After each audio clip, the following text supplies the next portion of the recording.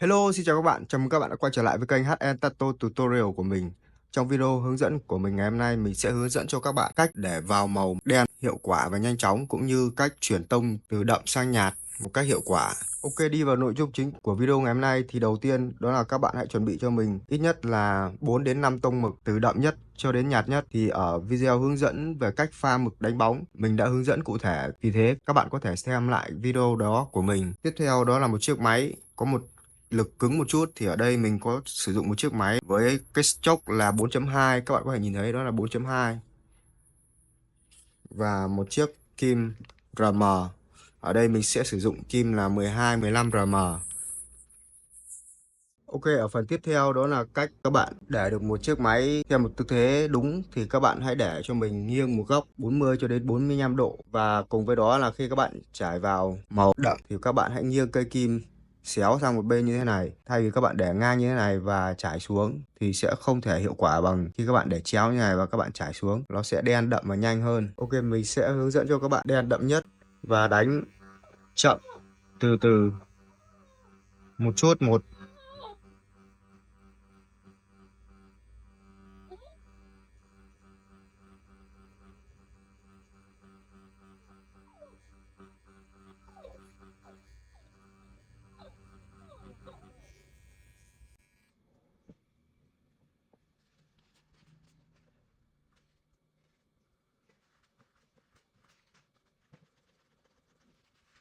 Vâng, như các bạn cũng có thể thấy đó là mực đã vào khá là đều so với việc khi mà các bạn dùng máy trải dọc như thế này.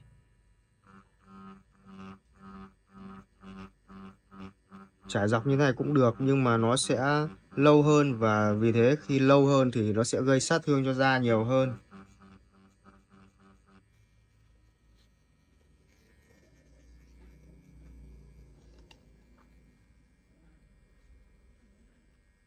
Các bạn cũng có thể nhìn thấy là một bên nó sẽ đậm hơn và một bên nó nhạt hơn, và các bạn muốn làm nó đậm hơn thì các bạn sẽ phải làm nhiều lần hơn, và vì thế nó sẽ làm sát thương da của khách hàng. Và có một lưu ý với các bạn mới là các bạn không nên đánh theo hướng như thế này ngược xuống, tức là các bạn dùng như thế này thì nó là sai và các bạn sẽ không thể đi nó hiệu quả được. Các bạn hãy kéo nó vào lòng này của mình, hoặc các bạn đẩy như thế này thì nó sẽ hiệu quả.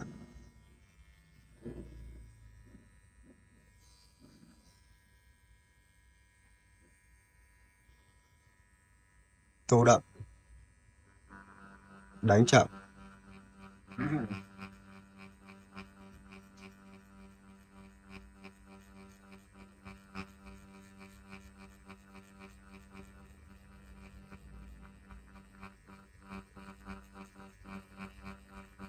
Lớp chồng lớp lên.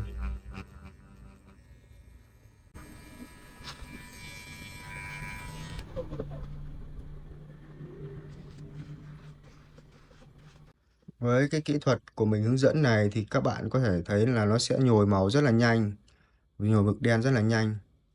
Ok, tiếp theo đó là mình sẽ hướng dẫn cho các bạn cách chuyển tông từ đậm và chuyển sang nhạt một cách hiệu quả nhất. Thì mình sẽ lấy ví dụ ở phần điểm này sẽ là điểm đậm nhất và điểm này sẽ là điểm nhạt nhất.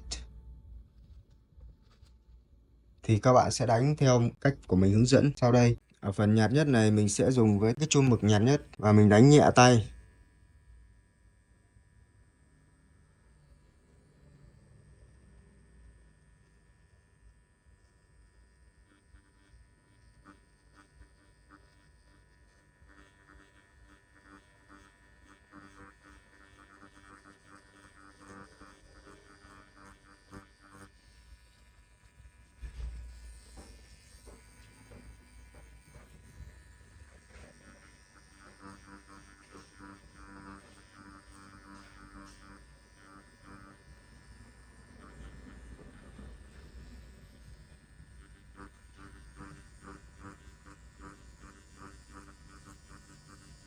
Và các bạn trải từ ngoài này vào với phần này.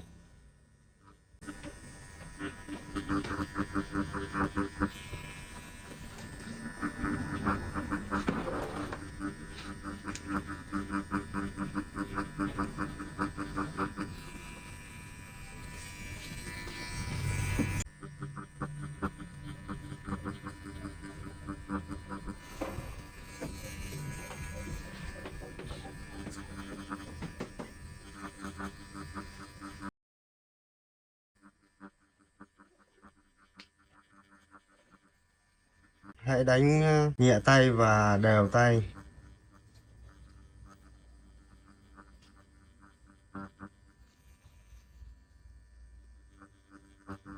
Nó sẽ cho ra một kết quả như các bạn mong muốn. Với các bạn mới thì hãy làm quen với cái cổ tay của mình nó thật dẻo và đánh chậm thôi.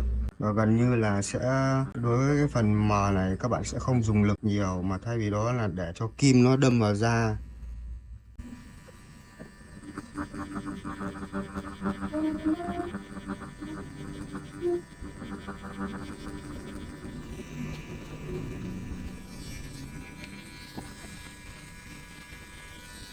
Rồi mình sẽ quay sát điện thoại vào cho các bạn có thể nhìn thấy được là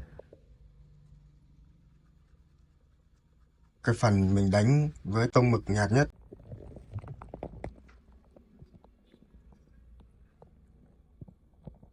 Đây là phần mình đánh với tông mực nhạt nhất, nó sẽ cho ra kết quả như thế này. Tiếp theo, để làm sao cho nó chuyển tông một cách mượt mà từ đậm sang nhạt thì các bạn sẽ dùng tông mực 8 giọt mực hoặc 16 giọt mực, tức là tông mực đậm thứ hai, để các bạn trải từ hướng đậm nhất này ra ngoài này.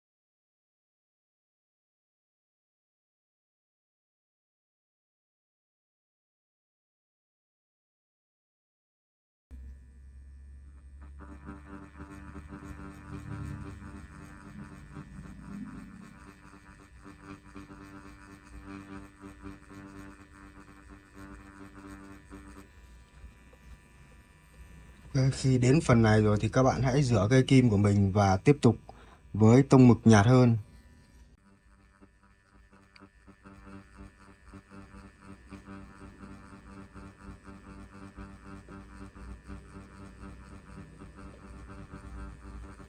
Và nên nhớ là càng ra phần nhạt nhất thì các bạn hãy nhẹ tay hơn một chút.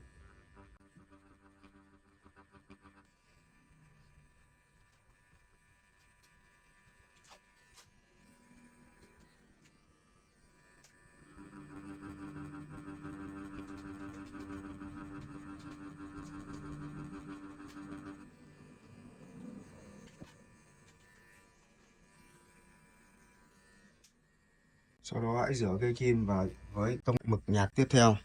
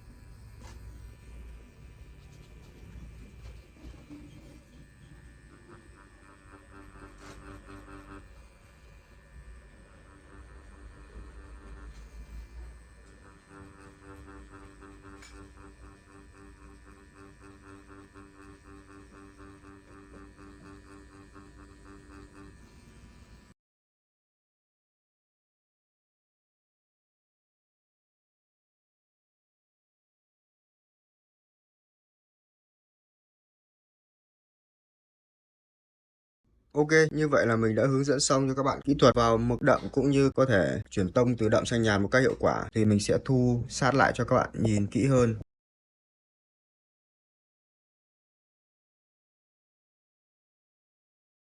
Các bạn có thể nhìn thấy đó là phần mực đen nhất, mực nhạt nhất, sự chuyển tông từ đậm sang nhạt một cách hiệu quả. Với các bạn mới bắt đầu, hãy làm với những phần nhỏ như này trước. Khi các bạn làm quen rồi, hãy bắt đầu với những ô to hơn, mảng to hơn. Ok, như vậy là kết thúc video hướng dẫn của mình. Hy vọng những hướng dẫn của mình vừa rồi sẽ giúp ích cho các bạn trong việc luyện tập cách vào màu đậm cũng như cách truyền tông từ đậm sang nhạt một cách hiệu quả. Cảm ơn các bạn đã theo dõi video của mình. Nếu các bạn thấy video này hay và có ích thì đừng quên ấn like và share cũng như bật nút thông báo, và ai chưa đăng ký kênh thì cho mình xin một nút đăng ký để mình có động lực ra những video tiếp theo. Cảm ơn các bạn.